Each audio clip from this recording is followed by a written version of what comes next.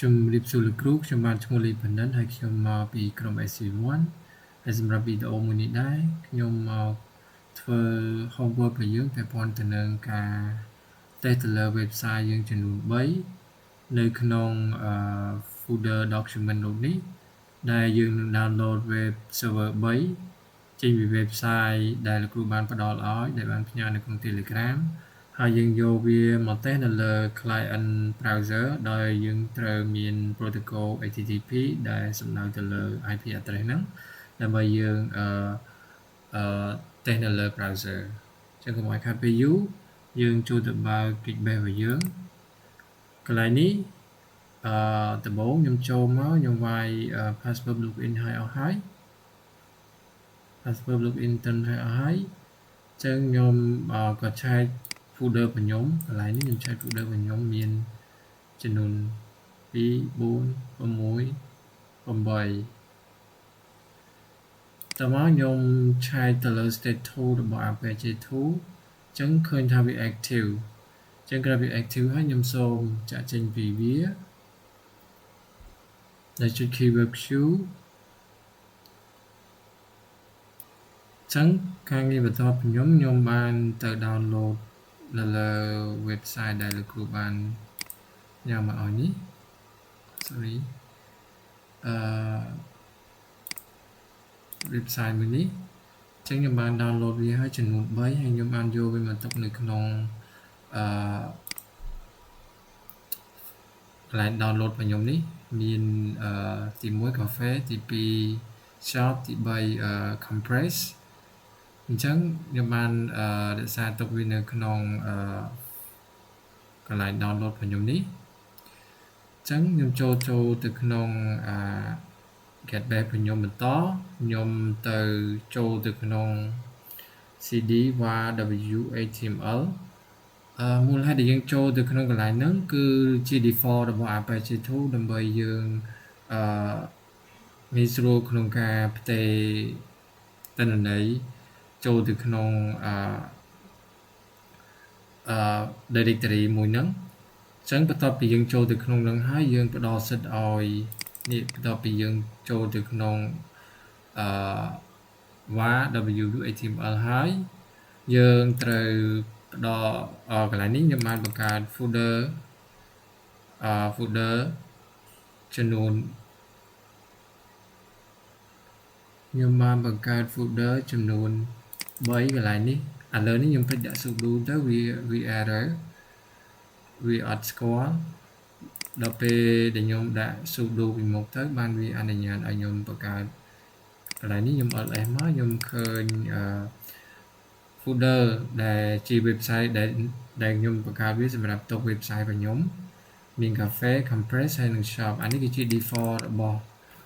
apache របស់វាទេindex.html នេះ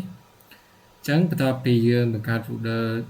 3នឹងហើយខ្ញុំក៏បានផ្ដល់សិទ្ធឲ្យវាដើម្បីងាយស្រួលក្នុងការផ្ទេរឯកសាររបស់យើងចូលមកក្នុងfile directory នេះអញ្ចឹងបន្ទាប់ពីខ្ញុំបានផ្ដល់សិទ្ធឲ្យវាហើយខ្ញុំបានបើក terminal ជា administrator របស់ខ្ញុំដើម្បីខ្ញុំចូលទៅក្នុងដំបូងយើងបើក terminal ជាមួយនឹង administrator យើងហើយយើងចូលទៅក្នុងកន្លែង download របស់យើងពួកអីកន្លែងឯកសាររបស់ខ្ញុំគឺខ្ញុំទុកនៅ website របស់ខ្ញុំទុកនៅក្នុងកន្លែង download អញ្ចឹងខ្ញុំត្រូវចូលកន្លែង download ហើយកន្លែងនេះចូលកន្លែង download ហើយបន្ទាប់មកតើខ្ញុំចូលកន្លែង download ហើយខ្ញុំត្រូវការផ្ទេរweb របស់ខ្ញុំហ្នឹង web របស់ខ្ញុំនេះចូលទៅក្នុងfolder cafe របស់ខ្ញុំនេះអញ្ចឹងខ្ញុំត្រូវការផ្ទេរweb cafe របស់ខ្ញុំដែលនៅក្នុង download នេះ cafe នេះបានអញ្ចឹងខ្ញុំត្រូវវាយ command scp.org ហើយអានេះគឺជា folder template mode របស់ cafe ហ្នឹងនៅក្នុងdownload ហ្នឹងតមកយើងត្រូវវាយ IP របស់ Ubuntu ដែលយើងអាចរកវាតាមរយៈ dương ai vai IPA ní hai về nâng bằng hai cái lại net inet ní vì nâng bằng hai address របស់ជួបបន្ទោហើយមួយទៀតយើងក៏អាចរកវាដោយតាមរយៈ winbox ដែលយើងបានបង្ហាញដោយសារយើងវាយថា hostname ហើយដល់ item មកយើងនឹងឃើញ IP address របស់ជួបបន្ទោហើយយើងវាយលើនេះក៏បានដែរយើងអាចវាយ hostname ដល់អក្សរ I មកយើងឃើញដូចគ្នាយើងឃើញ IP address របស់ជួបបន្ទោដូចគ្នាអញ្ចឹងកន្លែងនេះបន្ទាប់ពីខ្ញុំដាក់អានេះជា user របស់ខ្ញុំ ph add IP address ជួបបន្ទោហើយអានេះគឺជា directory ដែលយើងចង់វាយកអា web server របស់យើងនឹងមកដាក់នៅក្នុង cafe នេះអញ្ចឹងក្រោយពីយើងវាយ command នឹងហើយ command នេះហើយអញ្ចឹងវានឹង run folder មានប្រមាណនៅក្នុងfolder មួយនេះមានប្រមាណគឺវាយកមកដាក់នៅក្នុង folder ដែលយើងបង្កើតនៅក្នុងជួបបន្ទោនេះដែលយើងបង្កើតនៅក្នុងជួបបន្ទោ cafe នេះយកមកដាក់នៅក្នុងហ្នឹងឲ្យយើងអញ្ចឹងវានេះគឺជា list ដែលវា run ឲ្យយើងឃើញមានច្រើននៅក្នុងហ្នឹងបន្ទាប់មក website ទី2គឺយើងធ្វើដូចគ្នាអញ្ចឹង website ហ្នឹង folder របស់យើងឈ្មោះអីគេយើងដាក់តាមហ្នឹងមកហើយអានេះយើង add user ហើយនឹង IP address របស់ជួបបន្ទោយកមកដាក់នៅក្នុង shop folder របស់យើងអញ្ចឹងវាបន្ទាប់ពី enter មកវាកន្លែងនេះវាយខុស password មួយអញ្ចឹងបន្ទាប់មកខ្ញុំវាយ password ត្រូវវានឹង run ទៀតចូលប្រមូលអា file មាននៅក្នុង folder ហ្នឹងប៉ុន្មានយកទៅដាក់នៅក្នុងជួបបន្ទោរបស់យើងនៅក្នុង shop នេះ shop មួយនេះហើយទី3ក៏ដូចគ្នាដែរយើងធ្វើដូចគ្នា folder យើងឈ្មោះអីគេបន្ទាប់មកយើង add user នៅក្នុងជួបបន្ទោហើយនឹង IP address របស់ជួបបន្ទោចូលទៅក្នុង compress folder នេះ compress folder របស់ខ្ញុំអញ្ចឹងវាមានប៉ុន្មានវានឹងដាក់ចូលទៅក្នុងហ្នឹងហើយបន្ទាប់មកយើងនឹងធ្វើតេស្តទៅលើ browser តើ website នឹងចេញអត់ចឹងមុនទៅធ្វើការតេស្តខ្ញុំសូមបើកfolder ដែលខ្ញុំបាន download ទាំង3បញ្ជាក់ថាwebsite មួយហ្នឹងជា website អីគេអញ្ចឹងដំបូងខ្ញុំបើកtemplate mode website cafe អញ្ចឹងខ្ញុំទៅបើក file html វាដើម្បីបង្ហាញថាអញ្ចឹង cafe គឺ website បែបនេះតបមកខ្ញុំទៅបើក folder បន្តទៀតគឺ folder shop template mode shop ចឹងខ្ញុំទៅបើក file html វា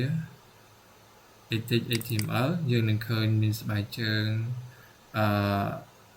បដានៅក្នុង website មួយហ្នឹងអញ្ចឹងតមកទៀតខ្ញុំទៅបើកweb ចុងក្រោយរបស់យើងគឺ compression គឺបើក HTML ដូចគ្នាជា compression គឺវាមានតែរូបភាពបែបនេះវាបង្ហាញរូបជាលក្ខណៈ highlight ចឹងបន្ទាប់មកខ្ញុំទៅធ្វើតេស្តបើដំបូងខ្ញុំវាយសូមបញ្ជាក់អានេះគឺជាសូមបើក HBase ថ្មីមួយទៀតខ្ញុំចង់បង្ហាញIP address របស់ខ្ញុំ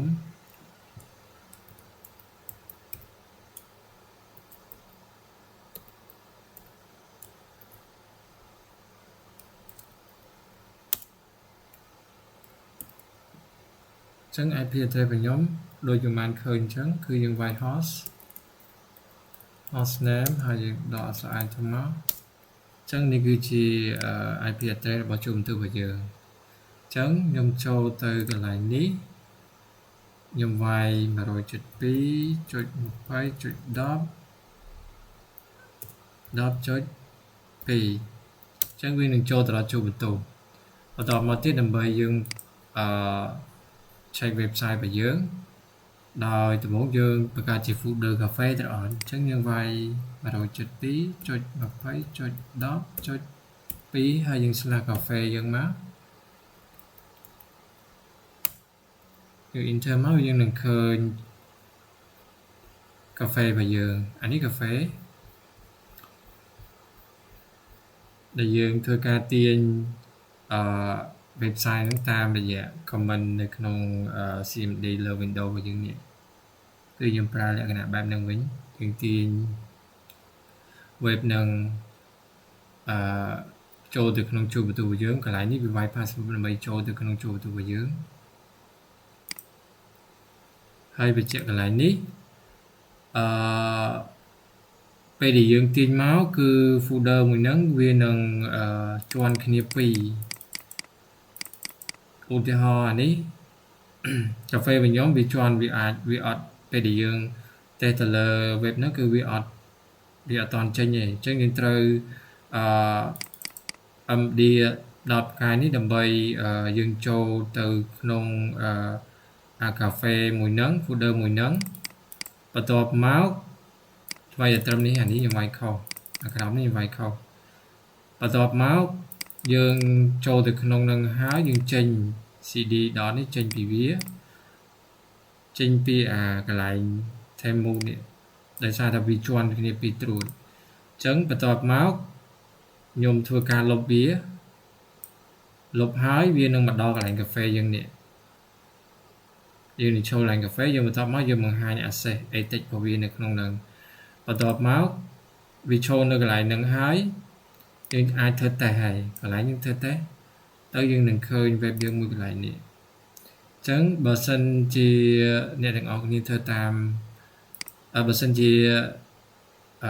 យើងធ្វើតាមនេះយើងត្រូវប្រយ័ត្នកន្លែងនេះដោយសារតែវាត្រួត folder គ្នាពីរតង់កន្លែងនេះអញ្ចឹងខ្ញុំត្រូវការលុបអានេះចេញដើម្បីឲ្យវាអាចចូលមកដល់កាហ្វេនេះអញ្ចឹងចូលមកដល់កាហ្វេហ្នឹងវាមាន access edit ហើយទើបយើងអាចចូលនៅក្នុង website យើងបានអញ្ចឹងកន្លែងនេះត្រូវប្រយ័ត្នតិចហើយបន្ទាប់មកយើងធ្វើដូចគ្នាអញ្ចឹងដោយសារតែខ្ញុំ export ពីCMD Windows នេះគឺវាត្រួតគ្នាអញ្ចឹងខ្ញុំត្រូវការលុប folder នេះចេញសិនឲ្យវាមកចូលនៅលើតែមួយដូចកន្លែងនេះអញ្ចឹងយើងចូលទៅក្នុងនឹងហើយចូលទៅក្នុង folder មួយនេះហើយបន្ទាប់មកយើង MVD នេះដើម្បីចេញពីវាបន្ទាប់មកយើងធ្វើការលុបវានេះដោយប្រើ command មួយនេះដើម្បីឲ្យវាយកត្រឹមតែ shop នេះហើយនៅក្នុង compress គឺយើងធ្វើដូចគ្នាអញ្ចឹងបន្ទាប់មកយើងវាយ IP យូរបន្ទុករបស់យើងហើយវាយកាហ្វេមកយើងនឹងឃើញ website របស់យើងចឹងមួយទៀតយើងវាយទៅលើ web ទី2ដែលពាក់ព័ន្ធនឹង shop គឺយើងវាយ 100.2 ដូចគ្នា 20.10.2 ហើយយើង slash shop យើងមកយើងនឹងឃើញ shop website របស់យើងហើយបន្ទាប់មកទៀតទី3គឺ web compress របស់យើងវាយ 100.2.20.10.2 ហើយយើង slash compress សិនសុំមើលត្រូវតិច compression អូខេត្រូវអញ្ចឹងខ្ញុំ enter មកអញ្ចឹងយើងឃើញ web compress របស់យើងនេះហើយបើសិនជាយើងចង់ដូរថាកតុយពាក្យកាហ្វេនេះទៅជាពាក្យផ្សេងក៏យើងអាចដូរបានដែរអញ្ចឹងបើសិនយើងចង់ដូរពាក្យកាហ្វេមួយនេះកាហ្វេដែលយើងបានបង្ហាញនៅក្នុង web របស់យើងនេះវាមានកតុយកាហ្វេចង់ដូរគឺយើងគ្រាន់តែវាយ sudo mv ហើយយើងវាយ cafe មកកាហ្វេដែលយើងចង់ដូរហើយបន្ទាប់មកដូរពាក្យថ្មីមក brown cafe នេះបន្ទាប់ពីយើង enter វានឹងទាមទារឲ្យយើងវាយ password យើងវាយ password ហើយបន្ទាប់មកដែល comment mk នេះយើងដឹងហើយមានន័យថា move comment move MV នេះមូអាពាក្យ cafe នេះមកbrown cafe នេះតមកវាទាមទារយើងវាយ password នឹងឯងយើងវាយ password ហើយយើង enter មកយើងចូលទៅ test វាម្ដងទៀតឥឡូវនេះយើងដាក់ cafe តមកយើងបដូរវាមកដាក់ថា brown cafe B អក្សរធំ OWN KF E យើង enter មកវានឹងចេញដដែលតែយើងសាកតេស្តថ្មីមួយទៀត172ហើយយើង slash brown coffee ដដែលនេះវាលោតឲ្យដោយសារយើងធ្លាប់វាយនេះយើងនឹងឃើញនេះគ្នាអញ្ចឹងសម្រាប់ web ផ្សេងមួយទៀតគឺយើងគ្រាន់តែវាយsudo មកដូចថានេះយើងវាយវាជា shop តំបងគេ shop ចឹងយើងដាក់ដូរវាមក shop អីគេបើថាខ្ញុំដាក់ shop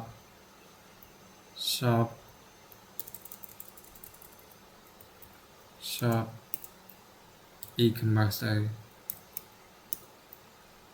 e-commerce តោះមកខ្ញុំ enter អានេះវាទាមទារដោយសារយើងវាយម្ដងហើយ password ចឹងខ្ញុំបើកថ្មីម្ដងទៀត172ដដែលហើយខ្ញុំវាយ backslash shop e-commerce ចឹងវានឹងឃើញស្បែកជើងដូចគ្នាយើងចូលទៅក្នុងអានេះម្ដងទៀតខ្ញុំលុបពាក្យ shop នេះខ្ញុំ add ថា e-commerce វាលោតឲ្យនេះចឹងមកវានៅតែឃើញដដែលយើង copy នឹងឆែកថ្មីម្ដងទៀត new ទៀតមកហើយយើងប្រើវាមកក៏យើងនៅតែឃើញដែរហើយយើងដូរមួយទៀតយើងវាយ sudo ដដែលដំបូងអានោះវា compress ចឹងយើងដូរពាក្យ compress ហ្នឹងមកដាក់ពាក្យ compression ហើយយើងដាក់ថា highlight ដូរវាមកដាក់ highlight តែប៉ុណ្្នឹងទៅហើយយើង enter វាទាមទារទៅយើងចូលមកឆែកនៅក្នុងនេះមកខ្ញុំវាយសំវាយថ្មីខ្ញុំវាយ172 20.12/highlight enter មកយើងឃើញ web នឹងដូចគ្នាហើយយើងដូរកន្លែងនេះមកក៏ដូចគ្នាដែរ compress នេះយើងដូរមកដាក់ថា highlight មកយើងឃើញវានឹងដូចគ្នាអញ្ចឹងខ្ញុំសូមបញ្ជាក់ថាបើសិនជាយើងទាញ folder តាមរយៈកន្លែងនេះដំបូងយើងត្រូវចូលទៅក្នុងនេះសិនមកតង់សិនដោយសារតែអីពេលយើងបើកមកវាមកតង់ទៀតចឹងវាពីរតង់ចឹងអ្នកទាំងអស់គ្នាបើសិនជាធ្វើតាមនេះយើងត្រូវចូលឈរលើនេះសិនចូលទៅដល់ក្នុងសិនចាំយើងវាថាយើងmove វាចូលទៅក្នុង YouTube របស់យើង